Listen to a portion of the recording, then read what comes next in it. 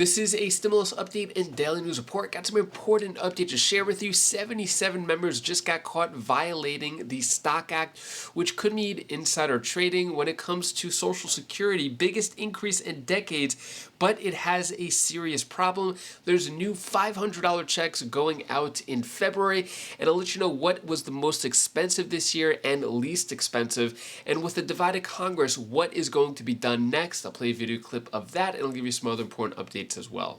Happy New Year. Hope you had a great 2022 New Year's Eve and a Happy New Year for 2023. Wish you all the best. Thanks for sticking around with me for so long. We just hung around with the kids, stayed up till 12, and then we're in bed at like 12:05. So hopefully you had a fun night and you were safe. Let's get into it here. So what got really expensive this year and what got cheaper? So I'm just going to run through this list. So it looks like electronics and major appliances dropped in price, and then toys and apparel grew modestly. Then we have plane tickets and gas got more expensive, that's for sure. Definitely saw that.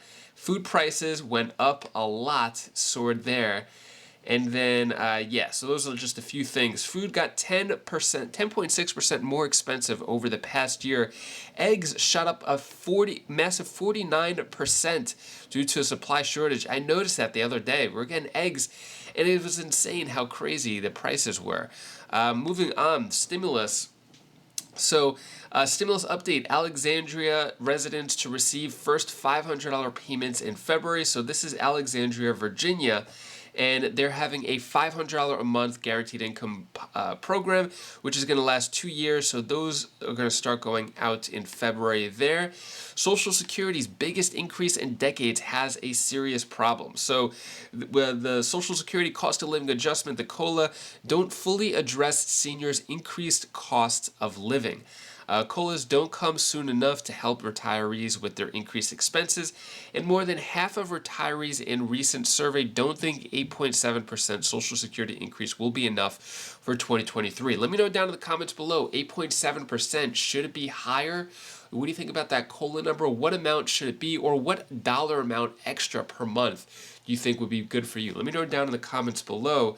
When it comes here, so not enough and not soon enough. So that's basically what is being said here, and what I see in the comments too. It's not enough money and it's too late. The bigger rise in money is coming too late. It should have been happening earlier throughout the year. I keep saying this. I think the COLA should be adjusted maybe on a quarterly basis compared to a one-year basis. It makes sense when there's no recession or inflation to maybe have it throughout the year if it's just a 2% inflation rate for the year, so you have the COLA adjust for that.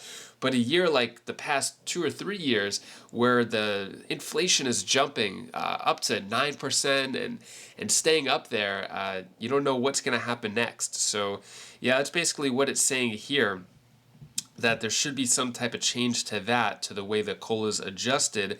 And then 77 members of the 117th Congress violated a federal conflicts of interest and financial transparency law. So 77 members of Congress violated the Stock Act in the 117th session of Congress. The Stop Trading on Congressional Knowledge Act of 2012 is designed to curb insider trading and requires timely disclosure of financial trades. And this term, Congress debated restricting its members from trading individual stocks. However, no bills were brought to a vote. So back to that, the bill where it said Congress members are not allowed to trade individual stocks, which Nancy Pelosi is known for having a lot of stocks. She was probably the only one who was against that bill, and it just ran out of time and did not go through. But this is a separate one. The Stock Act is separate. This is from when former President Obama was president. Following insider trading scandals that rock Congress, the Stock Act notably requires members of Congress to report trades they made or made by their spouses or dependent children within 45 days or risk a financial slap on the wrist. The standard penalty for such a violation is $200. So $200 if they don't report a trade, a stock trade that they make. $200, to Congress members who are making $172,000 per year. $200 may seem like a lot to me or you, but $200 for them, they're making a lot more probably off these stock trades. So the $200 violation is just a cost of doing business. Now, when it comes to the 77 members, it was a pretty even split. So it was 40 Republicans and 37 Democrats in current Congress who violated the law, which I'm happy to see, because I always say it's not really a Democrat or Republican issue.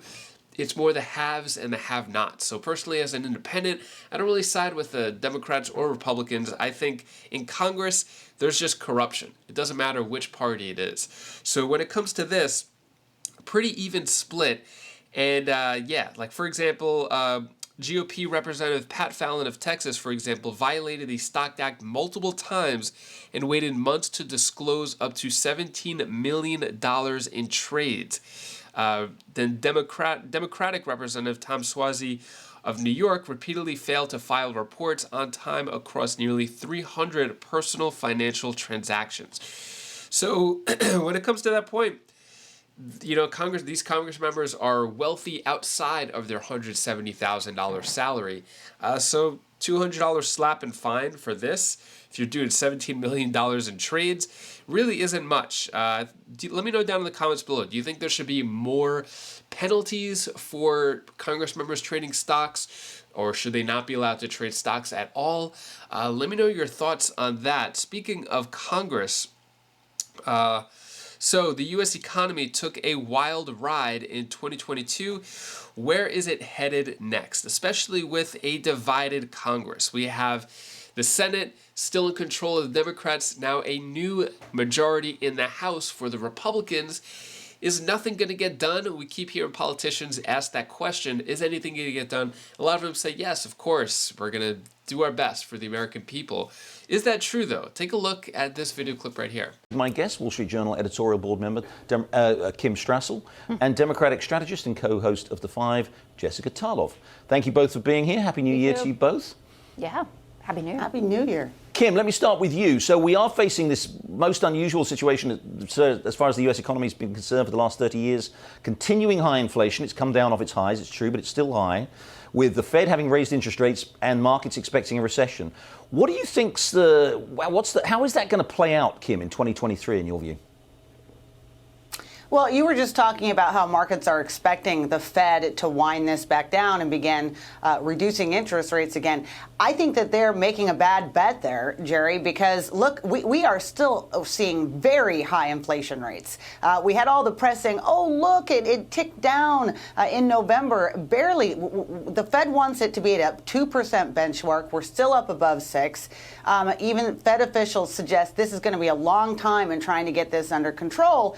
And so if we head into a recession, the answer is not necessarily, the magic sauce is not going to be the Fed riding back in again. We may just have to weather out that recession because of the situation we've managed to dig ourselves into so far.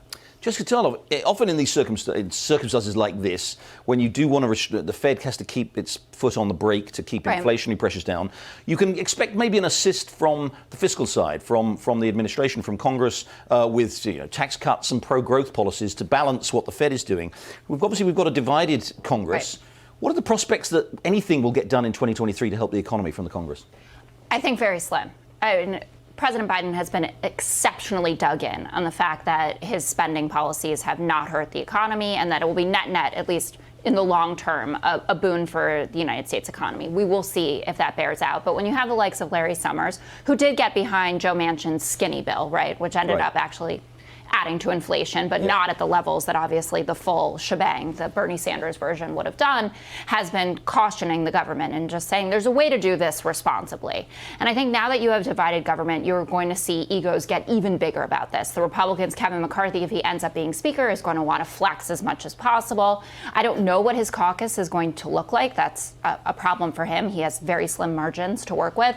But I think that anything that comes out of a Democratic-controlled Senate, which is feeling very emboldened emboldened after a super successful midterms is just going to die in Congress.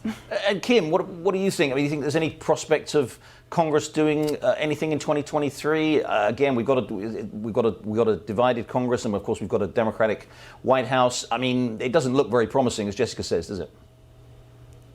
No. I mean, now look, on the upside, you could hope that this Congress would take the approach of do no harm, meaning what's been harming the economy, all of this massive spending. So if you could rely on the Republican House to serve as a brake to any more dollars going into the economy, that would be a start. But here's my fear, Jerry, is that the Biden administration has been very clever. It's worked out that the way that they get bipartisanship in Washington is to dangle a bunch of money in front of Republicans. And that's how you ended up with an infrastructure bill. It's how you ended up with this CHIPS bill, the veterans bill that we had. I can see them trying that same strategy again in the next year. And I am not convinced that the Republicans have the backbone to actually stop that from happening. Certainly not much evidence of that at the moment. So what are your thoughts? Is there going to be a better 2023 in Congress compared to 2022? Are we going to see more aid with a recession predicted by many? If that happens, are we going to see recession stimulus checks?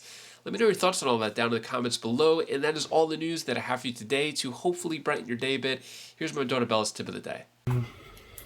Hi guys, this is Bella. This is the tip of the day. I want to tell you something that you should always do.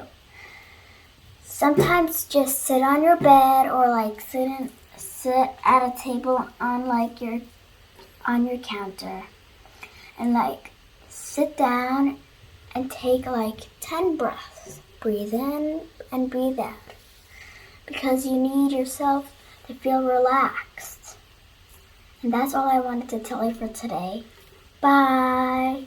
Thank you so much for watching, and thanks for sticking with me for another year. 2023 is going to be a great year for you, a great year for everyone. I see it. I think things are going to be much better. Let me know also down in the comments below, what did you do for New Year's Eve? Anything exciting, or was it kind of like me, just staying up till midnight and then going to sleep right after that? I think it was like maybe 11:59. We just saw the ball drop, and that was it. But yeah, hopefully you had a great time, and I wish you the best for the new year. If you want to check out any of my other videos on my other channels, click right up here, and I'll see you in the next video. Take care, be safe. Thank you for watching.